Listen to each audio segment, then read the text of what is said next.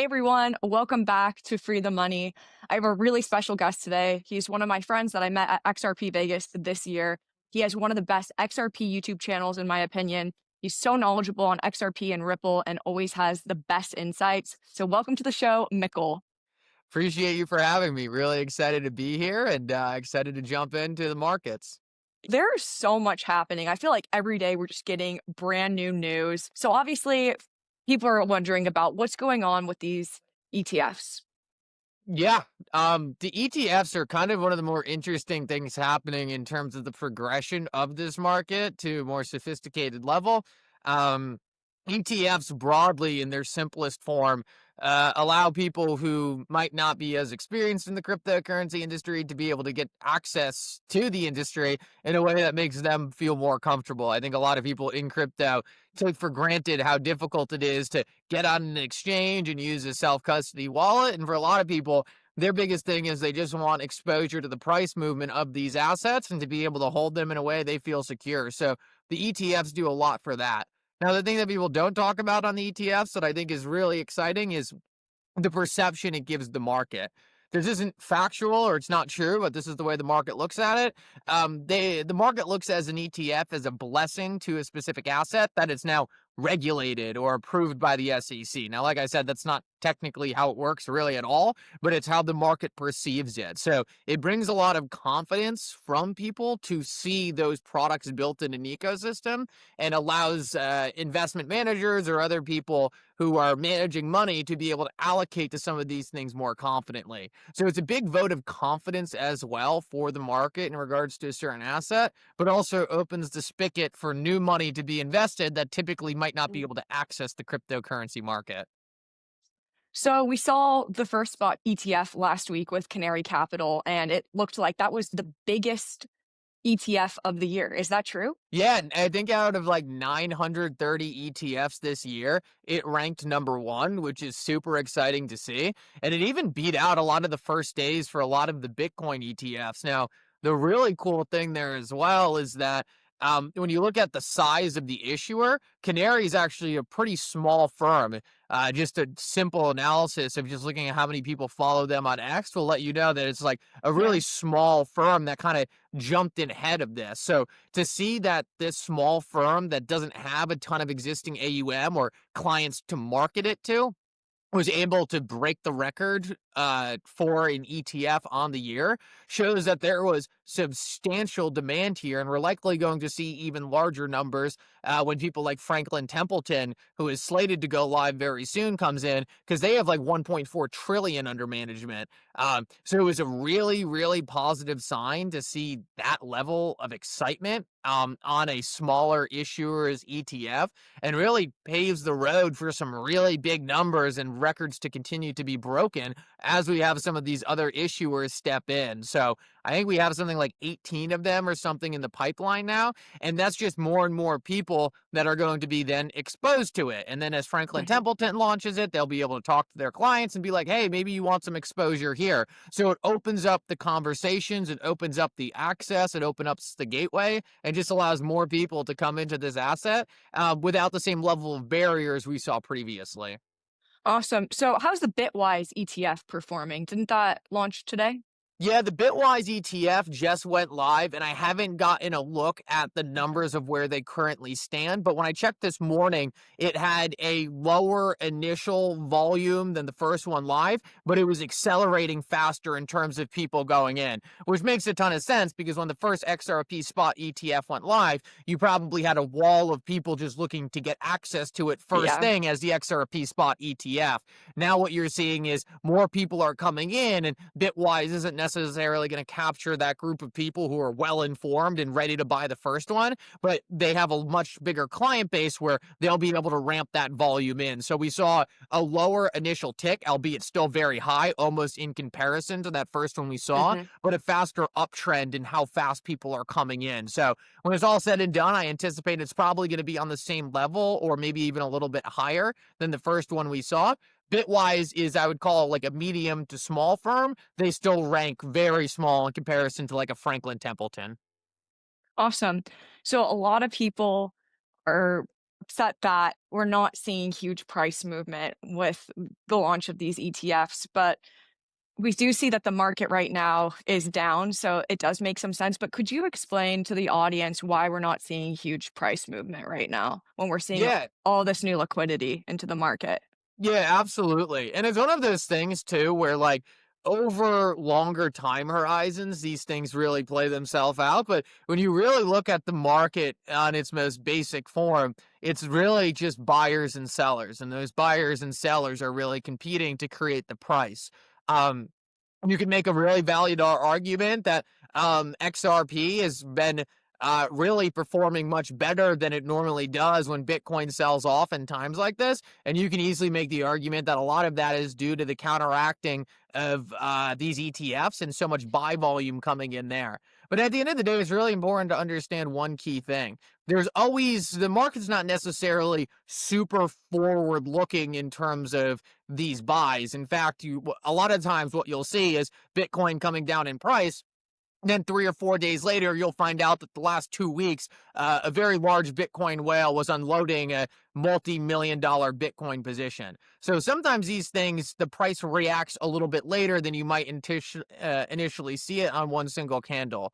I think what we're likely going to see is a lot of the narratives that are driving the market right now in terms of things that I don't think are going to be sticky, like fear around what the government shutdown did, fears around tariffs. I think those things are going to really fizzle out because they always do. And then you'll see a lot of the more cryptocurrency narratives come back in, and everyone's going to be like, wait, there was just an ETF launch just doing X volume and sucking up all this XRP. Wait, that's a lot more impactful than some tariffs or a government shutdown that didn't really have an impact. So the market in the short term can hyper focus on sort of the wrong thing or look the wrong way, but ultimately refocuses over the long run on the more important fundamentals taking place. So I would say it's a mix of you could call it unlucky timing in terms of seeing the upside, or you can say lucky timing in preventing a further crash like we normally would see with illiquid markets in times like this. But overall, I think it's just a blip on the radar. And as you start to look out over the next couple of weeks and months, you're going to see that narrative come back in where people are going to say, hey, XRP is going up X amount. It's likely because of these ETFs, even if it's not necessarily on each individual ticker on each individual Okay. day. Oh, that's very insightful. Okay, so you talk a lot on your channel about tokenization, and we're seeing, companies like BlackRock, JP Morgan, and others transitioning real world assets like stocks, bonds, and treasuries into DLT rails. And I know you talk a lot how the XRP ledger was built for tokenization. Why do you think these institutions will be choosing, a neutral, decentralized network rather than building their own private chains?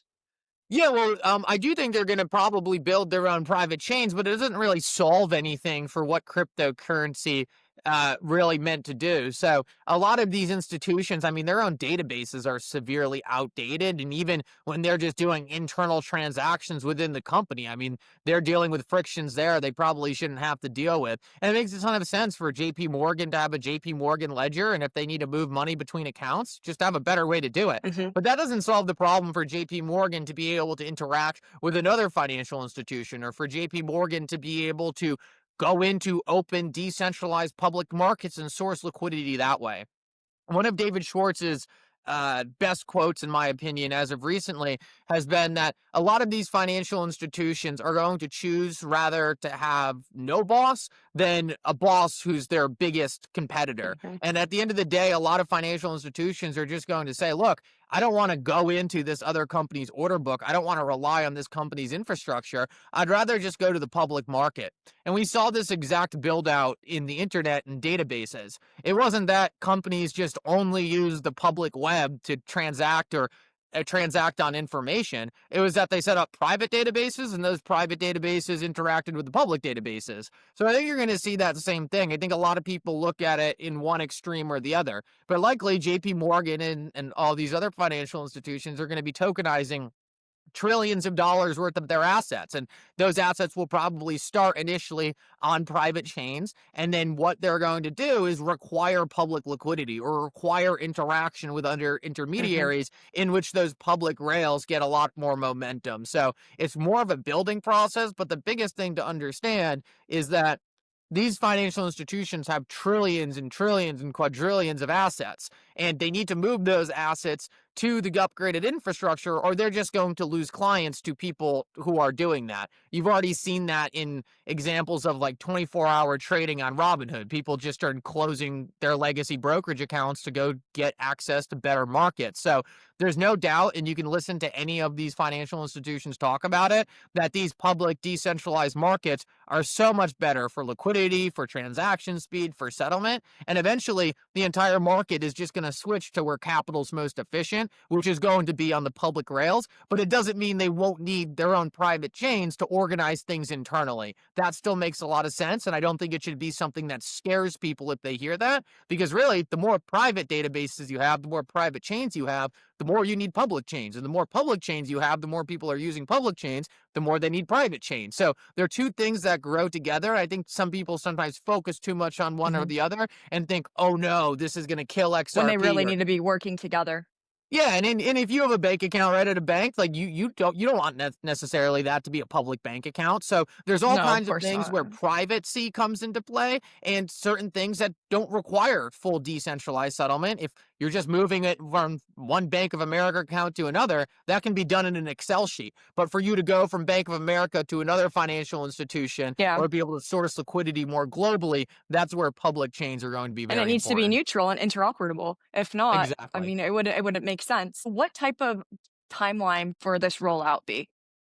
Yeah, I think it's really on a lot of the financial institutions at this point. I think for the longest time, you saw a lot of people not wanting to mess up and not want to break any rules. Obviously, when you have enforcement actions flying from the SEC, people are a little slower and a little bit more skeptical to say, hey, I want to go do this right now. But if you have a more proactive administration, then a lot of those things are become very important because they don't want to be last, right? Being last isn't such a big deal if all your biggest competitors are getting sued for doing what they're doing. But if everyone's now being encouraged to do those things, then being last is a big problem because you're going to fall behind. So I think you're likely going to see a lot of developments come out as the clarity bill gets rolled out. I think that's going to be a huge catalyst. But still, just like the ETFs, don't expect it to all happen day one, right? It's going to take, Instantaneously, yeah. like, these firms have to go through board of directors, they need to talk to different people, they need to implement policy, they need to implement product lines, and those things take time. But at the end of the day, they really don't have a choice. People are going to move to where capital moves the most efficient and where the innovation is and where the product sets are, and they're going to be forced to catch up with the rest of the market or risk losing their clients to other firms who are willing to embrace it. Like in the long run, let's talk, I don't know, like 3 years from now. Obviously, this is not going to be an instant thing, but if we're seeing trillions Yeah, into the no, market, like, absolutely. Yeah, and I think one of the things that people forget is, like, a lot of people put like caps on like what XRP could go to in these specific situations we talk about. And I think one of the things that I always draw back to is if you go look at very early conversations about Google and Amazon and some of these tech behemoths, everyone always said, oh, Google could never get to $100 a share because that'd be twice the size of the biggest company on earth, which is ExxonMobil, an oil company, and the internet's never going to be more valuable than oil. That was completely wrong. The internet was exponentially more valuable in many degrees than oil, and it totally changed everything. And there's a new valuation metric, and these companies came in and garnered market caps into trillions, which no one thought was theoretically possible before. And what we're looking at is an advent of a new technology and a new asset class that, in my opinion, is more valuable than the movement of information. It's the movement of value. It's the restructuring of money itself. So I do think over the long run, right, these things are going to have multiples that seem insane today. You're probably going, I have a feeling that the crypto asset class could be the first asset class that is valued in the quadrillions, or you have market wow. caps in the quadrillions over the long run.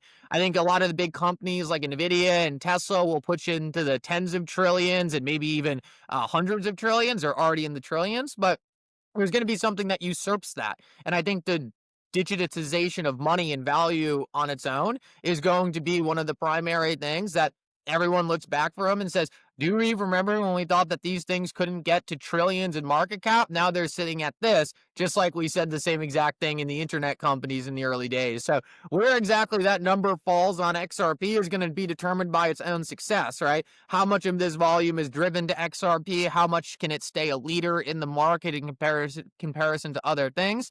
Those are things I don't really worry about so much because I love the way the XRP ledger is positioned. I love the way that Ripple makes it easy for financial institutions to step into Mhm. crypto, and I think it will continue to be a leader. And from there, where XRP sits in 3 years and how much it shocks me to the upside in the world, I'm all for seeing where that number pans out.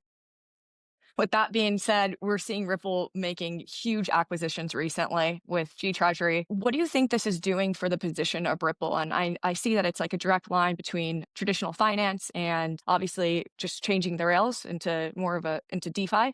So what do you think this says about Ripple and I guess the future of how banking will be? Well, it's genius in my opinion, and it was one of the biggest problems with crypto. We kind of touched about this earlier, but if you have an asset manager with trillions of dollars under management, right? Like, how do you get that money onto decentralized blockchain rails? That's been the hurdle recently. It's like, what needs to be implemented for this to make a ton of sense for people to start doing? And Ripple, in my opinion, had a genius idea. Just go start getting those infrastructure players, start buying them, and start implementing blockchain to them. If a banking institution, right, is hooked up to a whole bunch of different decent or a whole bunch of centralized markets already, that's Mhm. already their infrastructure for treasuries. Why not just work with the infrastructure provider, get them to implement blockchain technology? Then suddenly you have billions of clients using blockchain without even knowing it.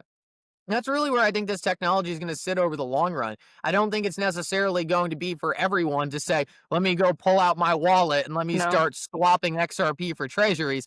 This is really a back end sort of thing. In the same exact way, we're doing this interview right now, and neither of us went onto the internet and created our own decentralized hosting protocol, right? We just logged into someone who's providing the service and they handle all the implementation. I think the same thing is going to happen for crypto, where maybe in 5 years from now, half the population is Yeah. using cryptocurrency without even realizing it. And what Ripple does is it makes that easy for institutions to implement. Not every single financial institution has a blockchain expert or has the time to go reinvent how they interact on these new rails. They're not technology companies at the end of the day. They're Yeah. banking institutions. So they need someone to come in and simplify it for them so they can simplify it for their customers. And I just think that idea is going to be extremely powerful in getting mass adoption rather than convincing everyone that they need to go out and love crypto and do it all on their own. Yeah. I don't think that's very So realistic. like one day we're gonna wake up and everyone's going to be using XRP without even realizing it. But I do think it's really important to point out too with G Treasury, like you said, they do have relations with over 13,000 banks. And I think it's dealing with like almost $13 trillion. And I think one of the relations they have is with Swift, which I find really Yep. interesting. So what happens to Swift in the long run? Yeah, I think it kind of goes the same way as kind of we're seeing in a lot of other markets. And I think a great example is sort of what happened with Ford. And you go look at someone like Tesla, where, it's not that Ford couldn't figure out the electric vehicle business. It's just that they're significantly worse at it than Okay. people who run their business in that landscape. And now what Ford is doing is they're working with Tesla on batteries, or they're working with Tesla on self-driving, because you have this super innovative firm and you don't want to admit that this firm is necessarily better at you than X, Y, and Z. But every single smart person that gets out of college, they want to go work for Ripple because that's the cool, exciting thing to do. They get all the best software engineers. And it's hard to compete when you're running a business like Swift, right? Where introducing blockchain cannibalizes their current business. They're like completely different in terms of how they operate. So I think in the short term, instant payments, instant liquidity, decentralized settlement, that might not be important to every single firm out there. They might be fine for Swift for the next couple years. But there's Hmm. going to be a lot that say absolutely not. We want the Yeah. fastest way we can move money. And which are they going to go to? They're probably going to do the company that's been doing it longer and experts in that respective space. So, does Ford still sell electric vehicles? Absolutely. Is it something that is I think they're merely on dis the I think they're discontinuing electric vehicles actually.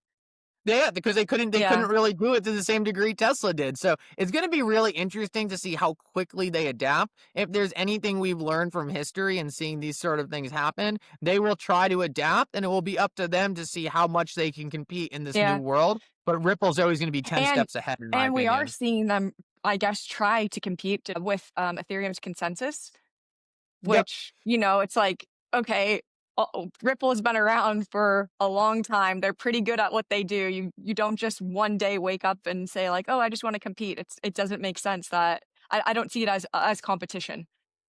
No, and even if it is competition, like, even if it is competition to a certain level, competition is good. I mean, Yeah, of course. competition is excellent. You want competition because you want Ripple to keep innovating and have reasons to say, hey, we need to win on this front even more than we were already winning. So competition is not a bad thing at all. And I think a lot of people get worried when they see competition and say, oh, now this person's going to win. There's going to be a whole bunch of winners, but who has the best product over the long run is going to be the big winner. And I don't think anyone's really that close to disrupting the market that Ripple has already set forth and is Yeah, already starting to like totally disrupt. So established, and so you're not worried about this.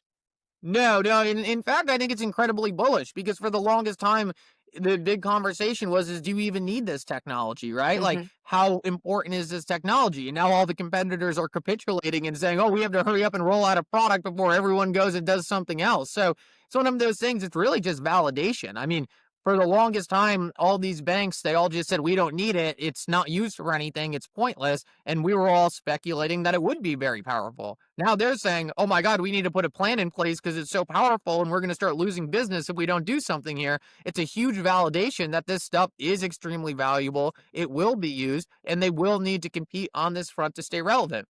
Will they be able to drive the best product in the market? I'm skeptical of that. I think they'll continue to lag behind. They'll still keep customers. They'll still have a business, in my opinion. But is it going to scale? Which one will be bigger? Which one will be powerful? Which one will be seen as a more premium product? I'd place my money on Ripple beating out Swift on something like that because look at the head start they already have. Yeah, no, I mean, I think time will tell, and I have faith in Ripple. And it's one of those things I think they can continue, like, it's just on the things they execute on. I mean, it's one thing to have a very powerful technology, but when you have really good leadership that continues to, I mean, Hmm. impress me significantly, even on things like you said with G Treasury. I mean, those are high level acquisitions that I think just elevate Ripple across the rest of the industry. I see a lot of people Yeah, focusing on things I don't care about, and then I see a deal landed by Ripple. I'm like, oh my God, that's huge. That's super impactful. Like you said, 13,000 banks connected to G Treasury. I mean, those are things that move the needle, in my opinion, over some yeah. of the other big PR announcements you see in the industry. No, definitely. I feel like people are finally taking XRP seriously. And obviously, we have an amazing community around us and people that have believed in XRP for a very long time. But now you're seeing people that I think this is also exciting. You're seeing people like David Portnoy on X talking about how he just made a big purchase of XRP. And you have it like people like Eric Trump also retweeting that. I think that's very telling for the market we're in. And also, we're also seeing people really leaving Bitcoin and kind of fed up with Bitcoin. But I also do want to talk about Evernorth, the XRP Treasury. And I've watched some of your videos when you kind of compare it to what Michael Saylor is doing with his Bitcoin treasury, I guess. And you talk a lot about how with this XRP treasury, how we're actually making a profit on this rather than just having it a store of value where people are just continuing to buy on debt. Yeah, I mean, the whole MicroStrategy idea, I think, kind of fueled the market with ideas on other things they can do. But I mean, very simply, like, there's no business at MicroStrategy right now. At least things can Well, what change, do they but do? What do they do? I don't know. And that's not something that I think has really been made clear to shareholders of MicroStrategy either. I mean, right now it seems like what they do is they take out debt that has a coupon on it, so they owe 3%, and then they buy Bitcoin. But if they never sell the Bitcoin, Yeah, where's they're the not money making a being made? profit, and how are they paying Yeah, no, back? I there's no guess, profit. yeah, So I Americans love don't that Ripple care about approach. debt, though, I guess. Yeah, I love that Evernorth is approaching it from a, hey, let's do this, but let's run a business. Let's make money. If we have a 2% debt payment, let's go figure out how to make 5 or 6%. That's a positive carry, and you can run a business there. It just seems more well thought out. It seems like you have some really high level people with David Schwartz and Ashish Mhm. Burla there. Um, just a really cool, impressive idea. And my fingers are crossed that everything works out really, really well and things get pushed forward. I mean, I think they will. I'm very confident in the team. It's still something that the market has never seen before. You've never seen these treasury companies before. So I think Ripple's approach or Yeah. Evernorth's approach there is really solid. And I like the way they're doing it, actually focusing on running a profitable business. But the market will be the longer term determiner of value there. And I think the market's going to love it. So what are you excited most for at the moment with XRP and Ripple? Like any acquisitions Um, you have in mind, or I mean, I know they're very notorious for acquiring companies that we really have never heard of that are making major moves. But what do you think is next on their list? yeah, so I think the thing I'm most excited about really seeing is starting to see some of those people who, I think they've been working with for a very long time who now feel more comfortable to come public sort of with those relationships. If I was a large banking institution and been working with Ripple, focusing on things for a really long time, but felt like it would be negative if I came out with information to the market about us doing that, that's going to suppress a lot of the information I'm willing to share. But if that flips into a positive in the market, right? If the market now looks at that as being innovative and cool and building out the business and having new things like available for clients and customers to look forward to, that suddenly turns into a very positive catalyst in order to talk about more publicly. So I think with the Ripple SEC case ending and with a lot of clarity coming to the market, you're going to see the market a lot more willing to engage in a public Mhm. forum, and I think we're going to learn about all kinds of new partnerships and cool things going on that weren't publicly available for the longest amount of time or hidden from the market. So I'm really excited to hear about some of that stuff that's probably been worked on for a very long period of Mhm. time, but not necessarily shown to the public because there was no reason to at the time. The public didn't need to know about it, and it was something that was still questionable in terms of whether it's something people wanted to make known. I think that's changing in a really big way. I saw something on X yesterday. I think Brad Garlinghouse reposted this. It was from a Ripple employee who was talking about soon there will be staking on the XRP ledger. Are you familiar with this or do you know anything about this? I looked into it briefly and it looked very interesting. I think what they're doing is looking to change the XRP ledger's consensus to be able to add different feature sets where staking could be applicable. I still Mhm. think it's very early discussion on how things get implemented. But one of the things I love, it just shows the progression. Like the XRP that I bought in 2018 has completely different feature sets and completely different capabilities than it has today, all while the supply has continued to go down. So it's like this token is becoming more and more valuable with time. And I think you're Mhm. going to continue to see evolution on the XRP ledger to the point where we look at the XRP ledger in 4 or 5 years from now. It's going to be like, oh my God, I didn't even think these things were possible at the time. Yeah. So when the XRP ledger was created, what do you think David Schwartz had in mind for a price target that would make the most sense in order to be using it like for cross-border payments? It's a really good question. And, I think it's something that they've obviously been very cautious on to Mhm. speculate on, but you And can go look at I like, know this is just speculation, but I'm just curious. yeah, no, and I think like if you look at some of the early forums, like David had comments like XRP can't be low if it's been used at this kind of volume. At the time he said that, I think XRP was in the like 50 cent range. So if he considers that low, like what's high? Is that in the hundreds of dollars? Is that in the Mhm. thousands of dollars? Um, that's one of those things I'm not entirely sure. I think David has seen enough things in his lifetime to realize that if this thing gets mass adoption, right, like how much more powerful is that than what Doge is currently being valued at in the market? Um, Yeah. I would say significantly. And I think I wouldn't be surprised if in a time of mass adoption, XRP was 1,000 times or 10,000 times more valuable than something like Dogecoin. So the market's going to assign new multiples to these things. And I think if Mhm. you look at the early comments made by the Ripple team, you can tell that they think the same exact thing. They just have to be very careful about what they Yeah. say because of things like the SEC case. I don't think they want to come out with anything that would implicate any kind of further issue there than they've already had. But, you know, I wouldn't be surprised if David and those people saw double and triple digits in their own time horizons when it comes to mass adoption of this market. Yeah. So, where do you think XLM fits into all of this? This is the I had one that, to. I this is the had one to. for me that people don't like my opinion on.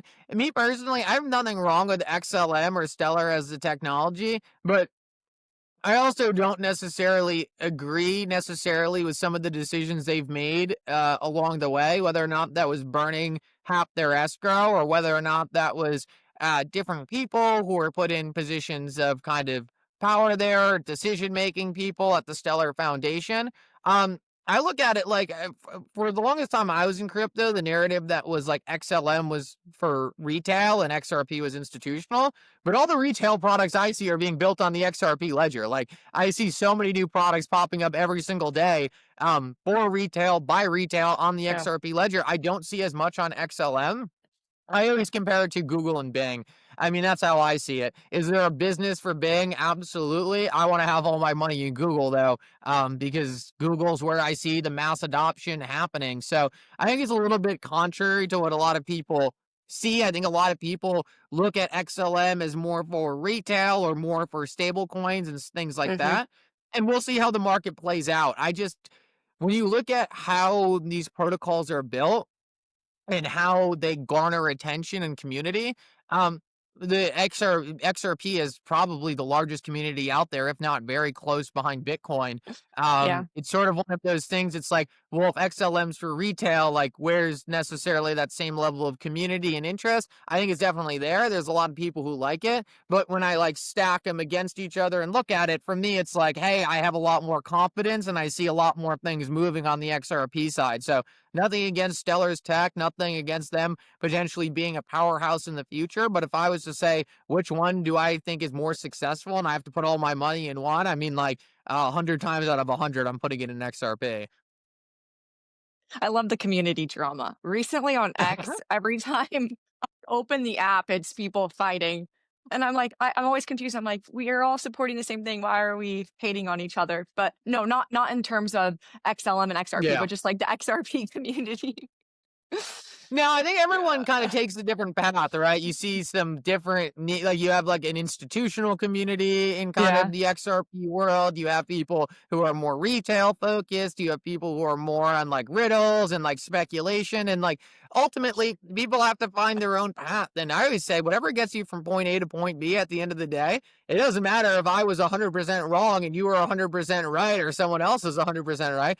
I could have the completely wrong thesis. And at the end of the day, if I have the wrong thesis and I still don't sell my XRP and you have the right thesis and you don't sell your XRP, it doesn't matter. We're all going to the same place anyway. So for me, it's just one of those things. People always bicker about this sort of stuff when it comes to investing and money's on the line. But at the end of the day, I think we're all here for one reason. And that's just because for whatever reason, we all see tremendously more value in XRP than it is right now in the market. And I think a lot of people want to be there for that growth, whether or not you're right, I'm right, person A, B, or C is right. It doesn't matter. As long as it gets us from point A to point B, we all end up in the same position regardless. I love that. No, it's a great way to look at it. If you were to go on the street and interview the average person and ask them, oh, tell me a little bit about cryptocurrencies, they probably could only name Bitcoin. Obviously, that's what the market knows of. How long, and I know we've talked about institutional adoption and people not really being aware of it. How long until people do understand what XRP is doing and they will be able to name XRP?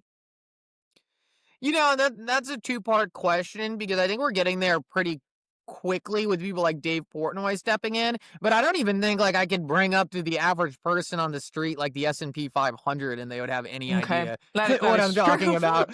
So like there's a certain level of people who just don't care and that's fine. I Okay, mean, yeah. if people want to spend their life focusing more or less on financial side and they prefer spending money or being consumers, look, I probably have the opposite problem. I probably save too much money and don't spend enough time spending it and enjoying it. So I'm not here to say anyone has an incorrect strategy or wrong thing, but I don't think we'll ever reach the level where like every single person is going to know about it because like historically, like a lot of people just don't care at the end of the day. And Or that's they don't have totally the fine. time. I don't think it really matters because a lot of those people, right, they have retirement accounts regardless where money is Hmm. flowing into these things and they'll be invested in companies they've never even heard of before in their life. And I think as this asset class institutionalizes, In the same exact way where my grandma might send a wire in the future using XRP without even realizing it, it's also very possible XRP is in her retirement fund and she has no idea. Yeah. And I Maybe just she's think that's probably more of a human psychology thing than it is anything for XRP or Bitcoin to solve on their own. Yeah, and it is pretty cool, like, how you were saying, like, she could even have it in her retirement fund. My mom, a few years ago, told me to roll over my retirement into I Trust Capital. I think I put all of it into XRP and Bitcoin, and it's been pretty cool to watch that over time. There are options like that these days. I bet you a You lot of people probably probably did a aren't lot aware better of. than holding it in what you were holding.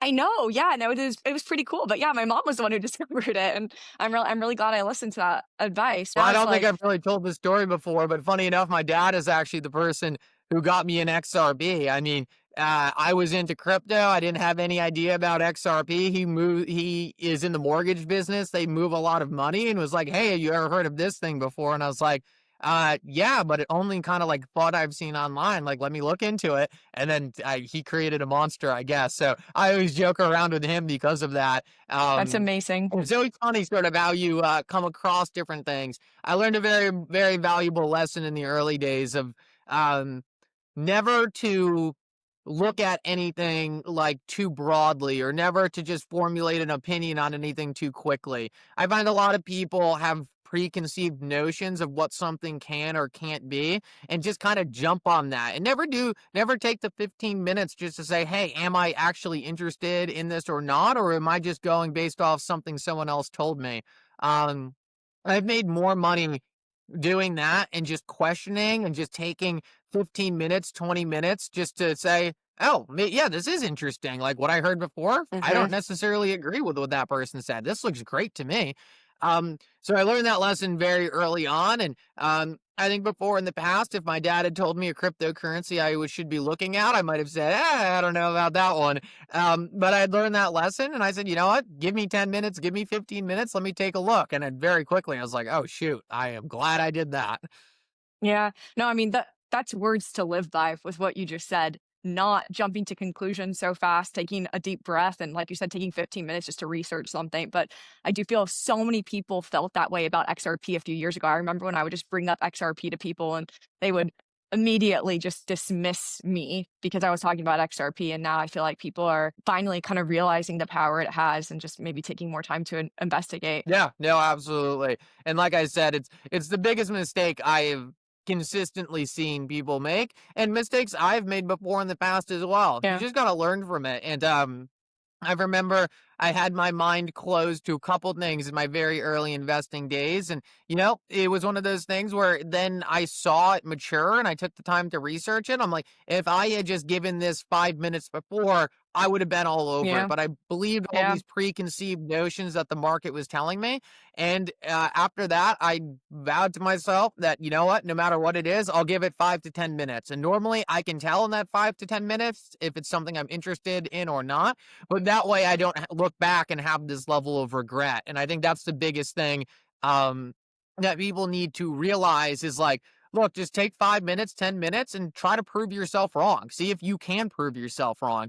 Not sticking so tightly to your own positions and being open to hear what other people have to say is one of the most important things you can do over the long run. It's totally fine to disagree with someone or someone to come to me and say, hey, I don't like XRP for these 5 reasons. And me to say, oh, I actually like XRP for these 5 reasons, but we just have a different opinion. There's nothing Yeah. wrong with that. But if you're going to come and recite things that are incorrect or have an uninformed opinion, that's more of your loss, right? And you're kind of just selling yourself short on stuff like that. No, absolutely. Well, any last words you'd like to say? Any topics? Um, no, I would say that I'm super excited to hopefully see you in XRP Vegas again and hopefully get you on the craps table this time. But no, it's been Oh yeah, awesome. I know. We gotta. I think I was kind of by your side when you were gambling, but I need to gamble. I didn't gamble. Dude, that's nice for everyone on it. More gambling. I didn't necessarily gamble that night. I don't think. I think I just stood No, there. no, no. No, but no, just really looking forward to it. It's always great to see everyone in person and get to talk with the community. And it's Yeah. been a blast to come on here and talk with you about some of this stuff. I think this discussion was overdue, and no, really happy and excited to see everything you're doing on this front, and Oh, just thank happy you. to Yeah, be a and part of just it. just trying to do what I can, you know? It's like I know a little bit about a lot of different things, and if I'm able to share information with experts like you, to my audience, that's all I can ask for. So I really appreciate you taking the time to come here. And then, can you let the audience know what your X is and then your YouTube channel? Yeah, just XRP Mickle XRP. I think X is Mickle XRP. I think YouTube is XRP Mickle. Okay. Just be cautious out there. There's so many scammers, but it Oh should be my pretty gosh, obvious yeah. which one's me. It is. Verified followers. Just check that out. But just type in Mickle, and I shouldn't be too hard to come by. Mickle out.